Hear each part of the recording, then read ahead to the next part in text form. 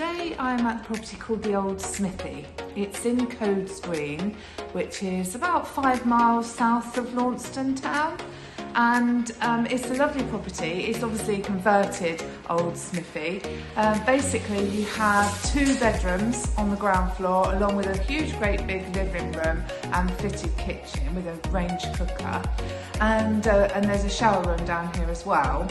Then when you go upstairs you have, the layout is for a suite, a master suite. So you've got a nice big bedroom, then you've got a landing with some cupboards, and then a lovely bathroom.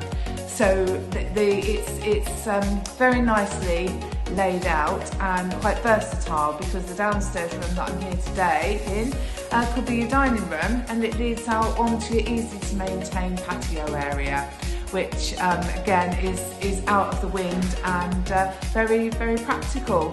So if you'd like to find out more, please look at the video and then book your own viewing.